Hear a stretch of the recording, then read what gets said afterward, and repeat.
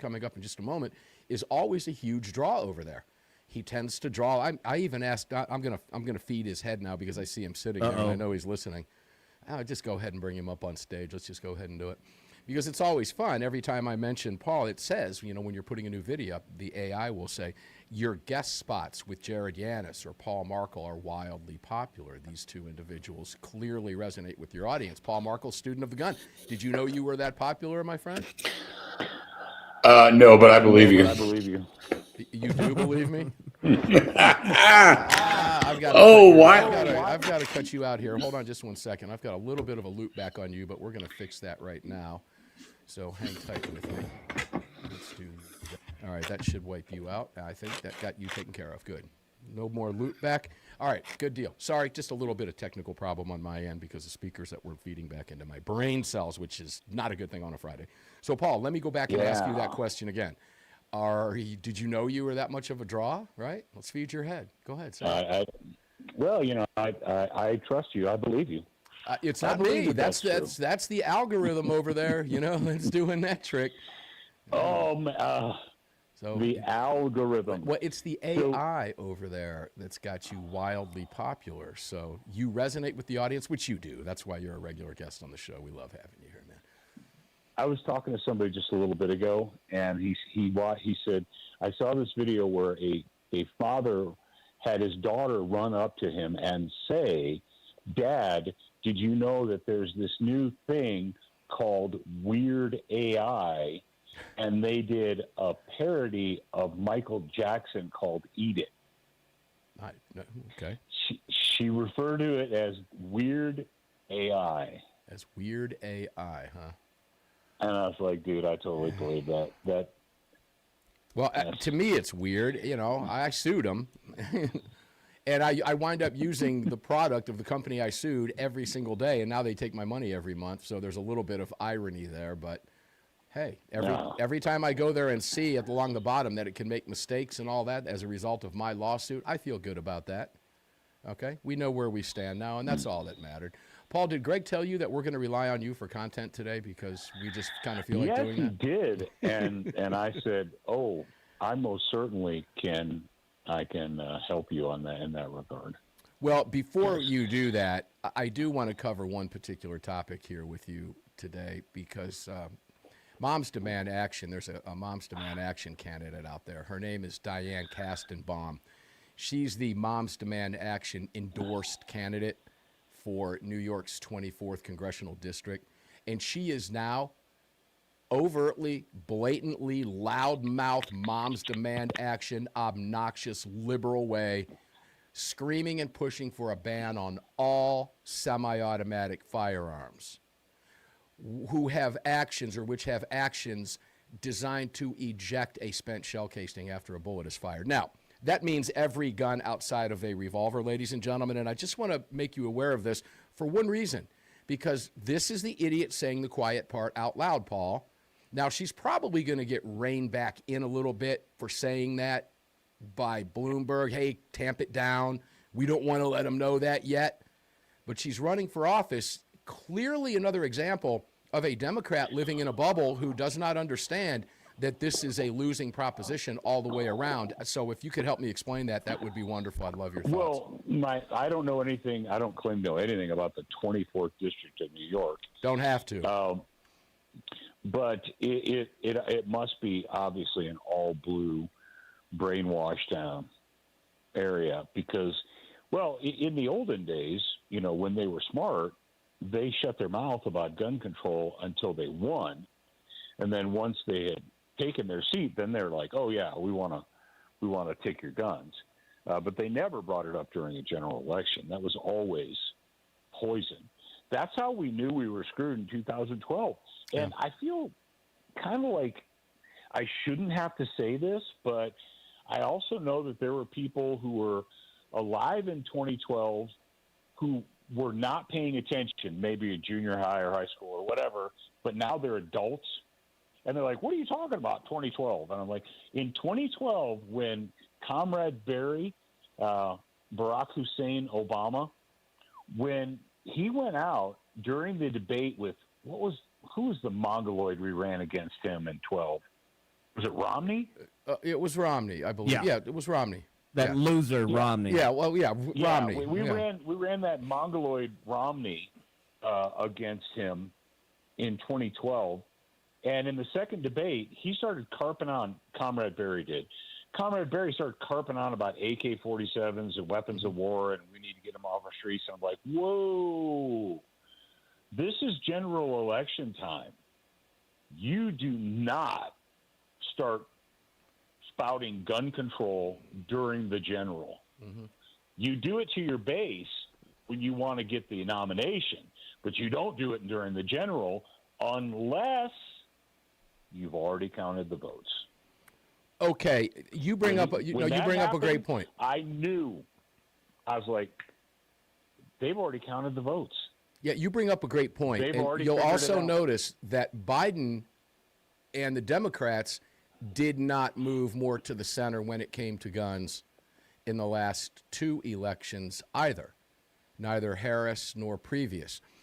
And that was very noticeable to all of us. We talked about it, how they would normally talk their game early on in the campaign, but then begin to shift closer to the center as they get closer to about this time right now, or when you consider it's a presidential election about a year ago. But right now, let me go into this because the Democrats clearly have not gotten the message. There's more from this woman that is just mind-boggling. It came up on a number of my feeds today, but I like to go to AWR's piece on it because he's our good friend and he'll be here to talk about it on Sunday at some point. Listen to what she had to say.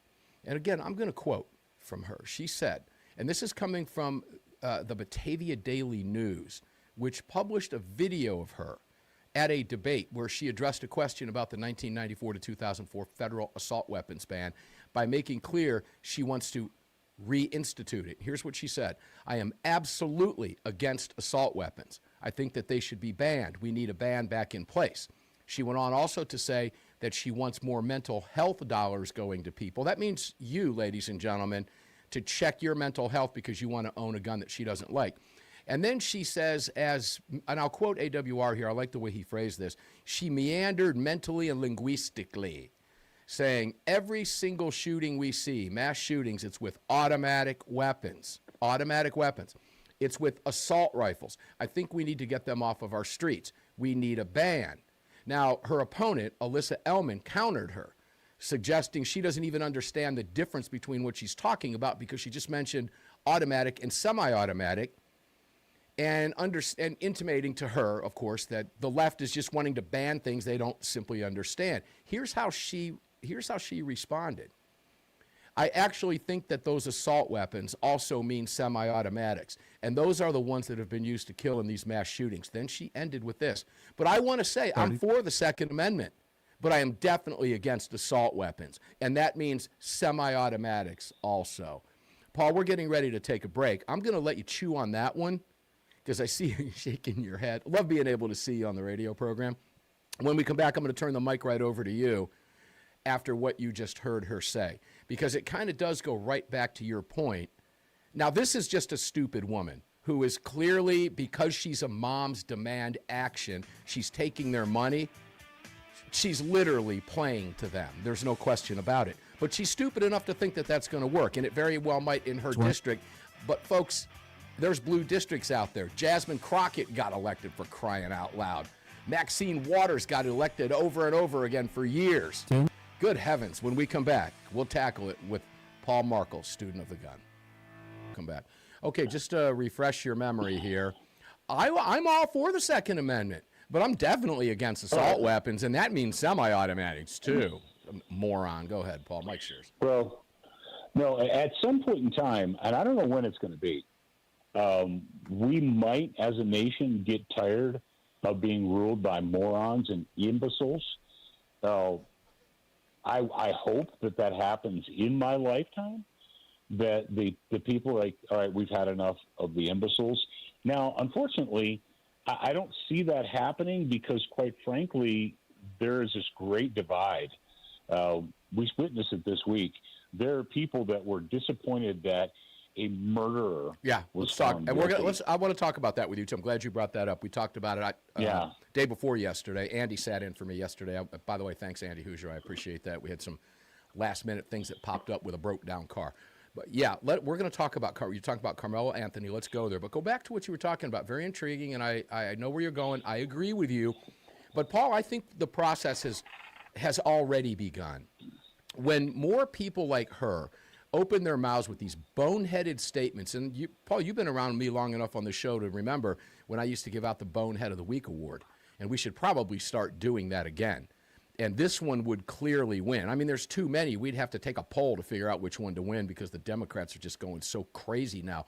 But when it comes strictly to our right to bear arms, ladies and gentlemen, pay attention to what they're saying here. They're not lying to you. She wants to ban your guns. Paul, this is the quiet part out loud, folks, okay? And I think a vast majority of Americans are fed up enough with this, and I hope, like you, I echo your sentiments that it happens in my lifetime because we've got to take it back. The lesson that if we were intelligent enough to learn, and I hope that we are, is that there is no such thing as enough gun control. All of the countries that have instituted it they always started out with the reasonable. Well, you'll agree with me that the average citizen doesn't need to own a whatever. You'll agree with me on that, right? But when it comes to sporting and competition and recreational, we don't have a problem with that. Every country that has ever instituted a handgun ban has gone full bore, complete disarmament. Every single one. They never just stopped there. And the ones that, then you have places like Australia where like, oh, our citizens are still allowed to own guns. Okay. Talk to an Australian citizen about the process that they have to go through to get a permission slip from the government to own a approved sporting implement, right?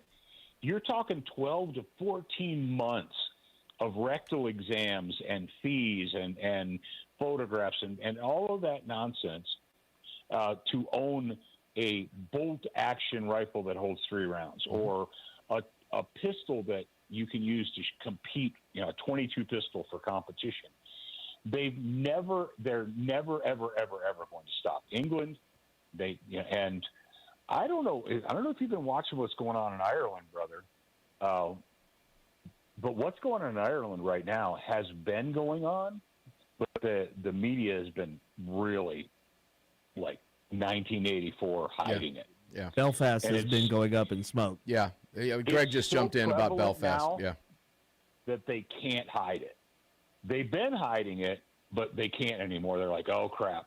Well, we can't hide it, so let's go out and talk about how terrible it is and how disappointed we are and blah, blah, blah. I'm just waiting for them to dig up the Armalekites. And if you don't know what I'm talking about, look it up. Guys, there's I have to phrase this carefully. This is why I don't like the FCC part of what we do. So I'm not going to go there right now.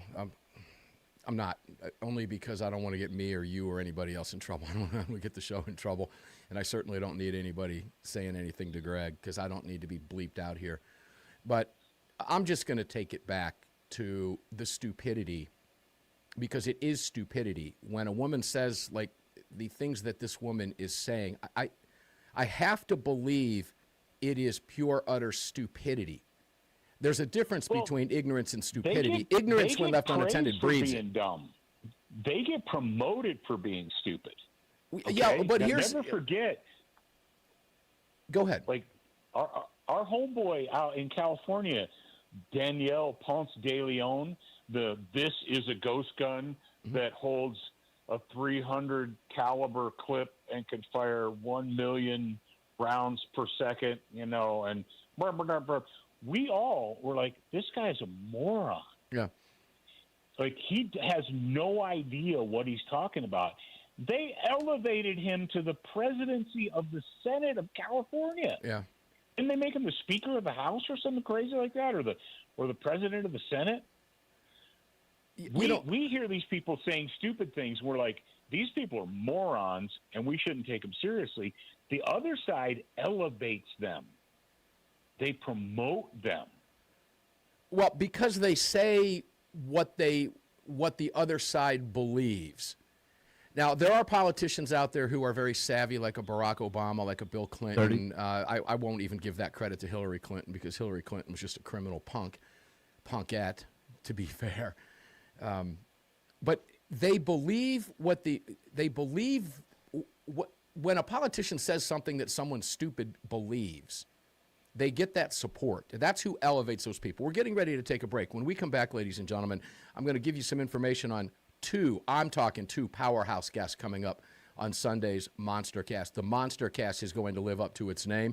Wait till you hear who's coming on the program in a day and a half, Greg, 2 days? We'll say it's 2 days. It makes me feel better when we only have Saturday off. But we're going to continue this conversation about the sheer stupidity of these people and why they act the way they act. We'll try to get in their heads as best we can. But when you're talking about stupid people, it's really a lot easier than someone who's manipulating you. We'll be back right after this. Two, I think of this guy, if you've never heard of him, his name is Christopher Field, otherwise known as Topher Field. He is from Australia, Melbourne, actually, and he is a #1 political commentator, Australian political commentator. He's also a documentary filmmaker, and he's got a couple books out, Good People Break Bad Laws. I think Paul Markel will like that, and Good Christians Break Bad Laws. He is also, from a podcast standpoint, Australia's Joe Rogan. So he's meeting me at the home where I'm going to do his podcast with him for about an hour and do his YouTube and all that fun stuff. And then we're bringing him on the program on Sunday before we get together for the podcast in July. Got a lot going on with him, but don't miss these two interviews coming up this weekend. Armed American Radio's Sunday Monster Cast is absolutely living up to its name. And it's going to be a lot of fun talking with John Catsimatidis. That's going to be a blast. Greg in Dallas, Texas, and let's bring Paul back in here. Speaking of billionaires, you know, the world is short one billionaire today. I got to hand it to Elon Musk. You know, hats off to Elon Musk, you know, to be spoken in my best English accent. Well done, Elon, indeed. Well done, Elon Musk. Because all I can picture is Bernie Sanders standing at a podium, ragging on billionaires, doing something. Greg, what were we saying before with our Bernie impersonation? Oh, he would normally complain about the trillionaires. Oh, we got the billionaires. The billionaires. All the billionaires. The billionaires going to fight the oligarchy. It's not billionaires anymore. It's trillionaires. You've already got Pocahontas from Massachusetts out there running her mouth saying Elon Musk became the Earth's first trillionaire today. Average Americans would have to work for 11,000 years to earn that kind of money. We need a wealth tax now. How long would a senator have to work? Well, that was my response. Coming from somebody who has become a multi-millionaire on the public dole, sit this one out, lady. You know, they're so tone deaf, and it kind of ties us back to where we were going. They're talking to idiots. Well, it's class warfare, and they're talking to idiots. Well, and the average American is not planning for interplanetary travel, is not building spaceships, or did not even build PayPal. So she's just talking to idiots to rile them up because of their inadequacies. Isn't that what we're talking about with the New Yorker, with the from the 24th? It's just the same thing. She's doing the exact same thing to her base. That Pocahontas, it's just right out of the Democrat playbook. We see it every single day. Go ahead, Paul. No, you lied to me. Uh-oh. Oh, this is going to be good. No, you said you're like, I'm going to rely heavily on you for the show. And you haven't relied on me for 1 second yet. I'm a talk radio host. What can I tell you? It just starts coming out, man. It's natural. Say stuff like that. You're like, hey, let's talk about this story, and then you're like 3 segments in. You're like, all right, well, we're going to wrap that up, and then for the last 30 seconds, we're going to let Paul talk. All right, Paul, the mic is yours. Go ahead. Everybody knows. Well, I knew Greg would appreciate that. Oh, too fun. No, something that we started talking about in segment 2 or 3 or 8, or I don't know which one we're in now, but was we really have a decision to make as the gun owners, as the I'm not even going to say Republicans, but as if you believe that the Constitution is a good thing, if you believe that the founding of the United States of America is a good thing, if you believe that we should celebrate our 250th anniversary, if you're in that crowd, not everybody does, but if you're in that crowd, it's time to realize that you need to get tough and you need to get hard and you need to stop being the reasonable person, because our desire and willingness to be the reasonable person Put or us the here. bigger man or the It put us good here. person. It put us here. Yeah. Well, we're in a situation now where we literally, not figuratively, not notionally, but literally have adult humans walking around in our country that are upset because a murderer was convicted of committing murder, and how unfair that somehow is.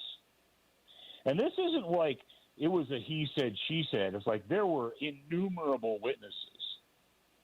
And we have people walking around who vote, who get your tax money funneled into their accounts every month, okay, who are genuinely upset that somebody that that they threw their support behind is actually going to be held responsible for their behavior.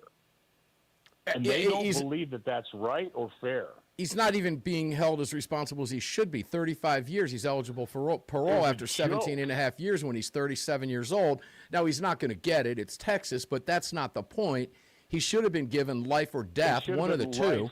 Either one is fine in my book. Now, to talk about the disgust of that, as I read more about this every day, and I've been paying very close attention to this, it is remarkable to me because it's all falling on racial lines.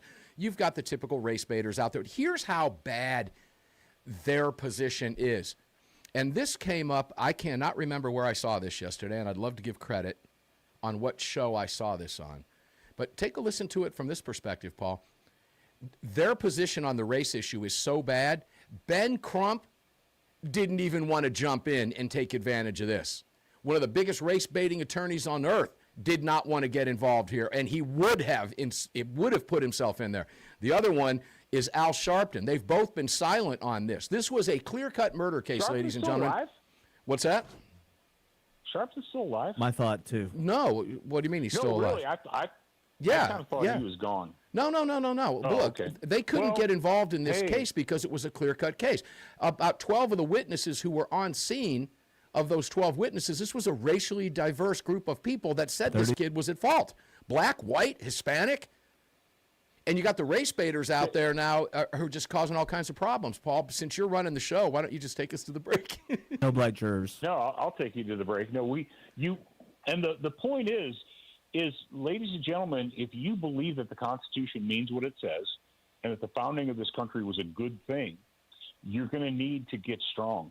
You're going to need to push back and tell people when they have gone too far. And stop trying to be the reasonable man. Stop trying to acquiesce. Welcome back in, brother. The microphone is all yours. You know what? I truly believe that they were hoping for, that the Carmelo supporters, they were hoping for a situation similar to what they got in North Carolina, where that monster murdered a poor innocent woman for no good reason other than she was a white girl. And the judge just decided that he wasn't fit to stand trial. So is he locked in an asylum right now? Who? Carmelo? No, the one in North Carolina. Oh, I don't know. Yeah, it's like, oh, okay, so this person is if he's not fit to stand trial, he should be. He should be in the cuckoo's nest place. He shouldn't be, like, let out amongst the public, right? But we're just supposed to move on with our lives. They're like, we just decided to not hold him responsible for his behavior. So just move on with your life. Don't worry about it. And I really believe that that's what they're pinning their hopes upon. They're pinning their hopes upon these activist judges, these, I don't know, reparations judges or whatever. It's like, oh, well, we know that you might have done some bad stuff, but it wasn't really your fault. And there's, there's systemic racism. So we're going to just give you another chance. The fact is right now, the good people who should be really, really angry, I don't know if you see the things on the socialist media about the what radicalized you. They're like, well, Yeah. what radicalized you? And then there's a slideshow of, what was the young man who Carmelo killed? Austin Metcalf. Austin Metcalf. Austin Metcalf. And then, Marina that poor, Zarudska. yeah, all these, that's what radicalized us. But the people who are responsible for that, I mean, they are responsible themselves, but the exact same people that say, you don't need a gun, that's why we have the police and the courts and that's their job. Okay. So let's just say that we believed you. We don't, but let's just say we did. That it's your job to protect us and keep us safe. In every, time after time after time after time, these people have been captured, charged, tried, and released over and over and over and over again. And these are the exact same people that want you and I disarmed. Mm-hmm. They're the same stripe. They're the same. They vote for the same people. They want the monsters freed, and they want you disarmed. That is the end game. And right now, in a lot of places, like Virginia, they're getting their way. They're releasing and freeing the monsters, and they're attempting to disarm the people. Playing out in Belfast. Yeah, and like I said, for those of you that don't know your history, and when I say, Armalite, there's a couple of cool songs if you look up on YouTube dedicated to the Armalite. But I can only hope that some homeboys are going to be digging. There's a lot of Armalites buried around Northern Ireland. Oh, I'm sure. Shall we say in shallow North Ireland, shallow as they'd graves. say. Paul, let me bring home what you're saying. As I've been a guest on a lot of programs over on the BBC over the years, and I've talked to some very serious gun-hating hosts. Jeremy Irons, I believe his name was, is one of them that comes to mind. And he used to like having me on, but I always maintained my cool. But I was always talking to the audience who were the ones that actually lost their rights. He was just a, red meat type radio guy trying to get me to blow up on air. And it failed every time because I knew what he was trying to do. But I heard from those people, and they'll all tell me, every single one of them told me, thank you for keeping your cool. Do not let what happened to us happen to you in the States. Now, they realize that they allowed it to happen because of what you just described. They sit back, they didn't take action. All of a sudden, they look over their shoulders, they go, whoa, what in the world just happened here? They're now disarmed. There's a new stabbing, a new mass stabbing, a truck running into almost daily over there now, okay? Australia, guys, Never mind all the sexual assaults, and they're oh yeah, to sit by and allow their wives and daughters and to be raped by these monsters while their government does nothing. Well, when you talk about, let's go to the illegal immigrant thing for just a second, and I'm going to take this to the Chicago Bears. I read a story earlier. There's a great analogy here. Brian Urlacher, the great Bears player for many, many years, retired. Now he's a big Trump supporter. The Bears have Chicago has let the Bears go. The liberal Democrats in Chicago have let them go. They're moving apparently to Indiana. And they just cannot believe, this is a city, ladies and gentlemen, that wouldn't give any tax breaks to keep the Chicago Bears in Chicago and build them a new stadium, yet dump $3.8 billion to allow illegal criminal aliens into their state and support them with free everything, including giving them driver's licenses, one of whom pulled out in front of my daughter and nearly killed her a year ago, April. The same people.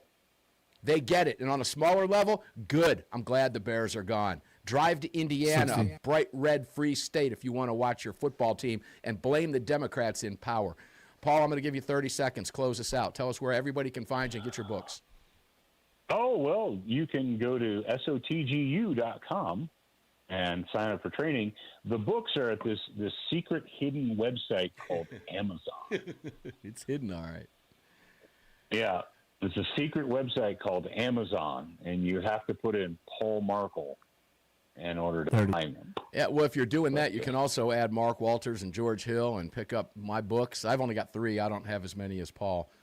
Paul lost count of how many books he's written. He doesn't even know 20. anymore.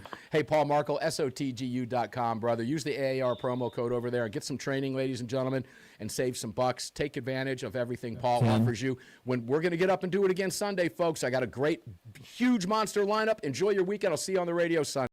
All right, guys, monster lineup coming up on Sunday. Monster lineup. Billionaire John Castamatidis is going to be here for the first hour of the program from 8 to 9 p.m. Eastern. 5 to 6 p.m. Pacific time.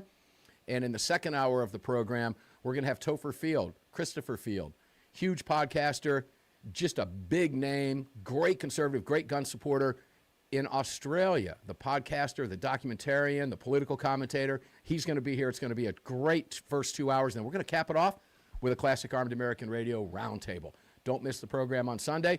Like us and subscribe to us, please, over at YouTube. We need you to do that. Comment over there on the videos. We're going to have this one cut up for you in just a little bit. We've got a couple podcasts for you to get up. Yesterday's when Andy sat in for me, and today's. We'll do both of those this afternoon as well. Enjoy your day. Enjoy your weekend. Stay safe.